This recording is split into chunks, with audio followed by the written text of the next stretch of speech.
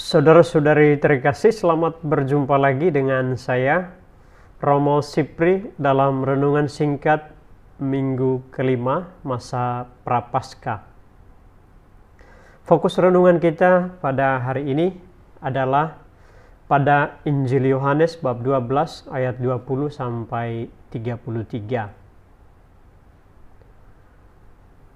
Saudara-saudari terkasih, dalam Injil Yohanes yang kita dengarkan pada minggu ini, orang-orang Yunani mau berjumpa dengan Yesus.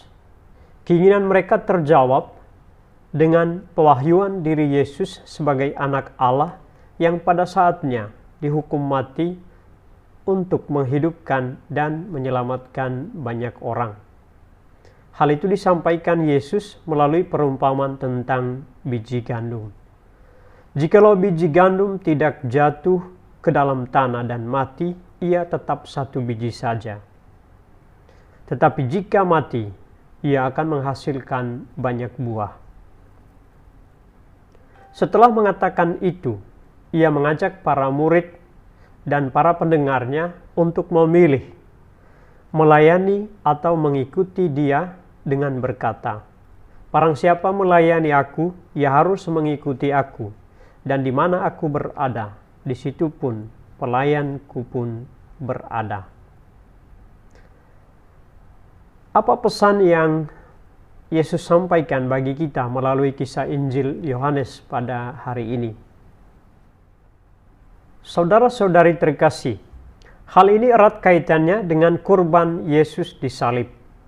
Wafat Yesus disalib untuk keselamatan manusia diwartakan secara langsung oleh Yesus sendiri. Kurban itu bukan kurban yang sia-sia, tetapi kurban yang penuh kemenangan demi kehidupan dan keselamatan umat manusia yang disayangi, yang dicintai oleh Yesus. Karena itu kepada para murid dan para pendengarnya, termasuk kepada kita, Yesus meminta untuk mengikutinya. Karena setiap orang yang melayani dia atau mengikuti dia akan memperoleh kemenangan yang sama. Dan kemenangan itu dilalui dengan cara rela berkorban. Dalam hal ini, kepada kita ia menuntut untuk mengikutinya dengan jalan percaya dan melakukan apa yang telah ia lakukan, yakni berkorban, wafat di salib untuk keselamatan dan kebaikan orang lain. Saudara-saudari terkasih, apakah itu artinya kita harus siap mati menjadi martir dengan menumpahkan darah bagi orang lain? Pada zaman sekarang, menjadi martir yang wafat demi sesama mungkin tidak relevan lagi, dan memang tidak harus demikian.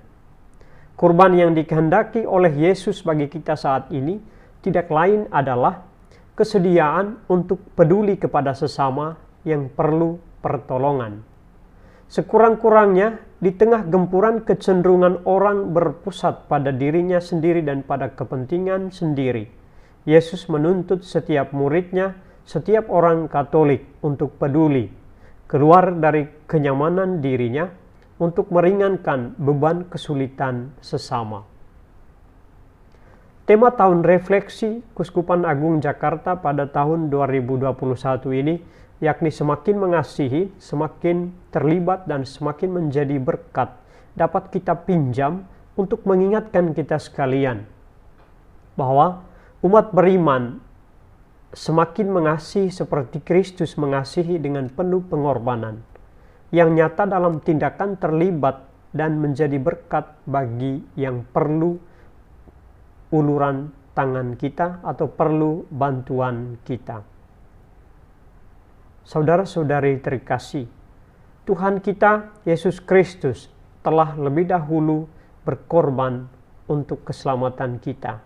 Maka kita pun hendaknya memulai pengorbanan kecil dalam hidup harian sebagai bentuk atau sebagai wujud dari keinginan, kemauan kita untuk mengikuti Kristus.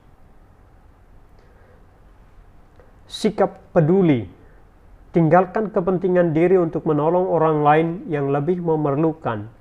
Ini adalah bagian kecil dari tindakan mengikuti Kristus. Bagi para orang tua, kesenangan atau hobi pribadi mesti dikorbankan demi melayani anggota keluarga yang sakit misalnya, atau demi membantu satu sama lain di tengah kehidupan bersama dalam keluarga atau dalam masyarakat. Bagi anak-anak, keasikan bermain game dan bermedsos hendaknya dikorbankan demi membantu orang tua dalam kehidupan harian. Pada masa pandemi ini, anak-anak hendaknya tidak membiarkan orang tuanya yang lansia merana. Para pemimpin dan pelayan publik hendaknya berkorban, tinggalkan kepentingannya demi melayani dan mensejahterakan orang lain atau banyak orang. Saudara-saudari terkasih, masih banyak bentuk korban lain yang dapat kita hayati, dapat kita lakukan dalam keseharian kita sebagai orang beriman. Namun semua korban itu hanya dapat kita lakukan kalau kita berjalan bersama Tuhan, mengikuti teladan Yesus Kristus, dan mengandalkan kekuatan atau pertolongan rahmat Allah supaya kita sanggup berkorban dalam kehidupan setiap hari.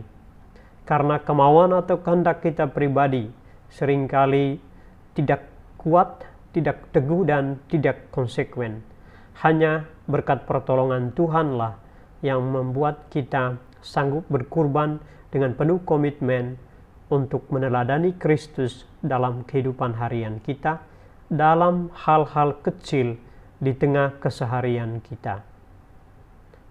Tuhan memberkati.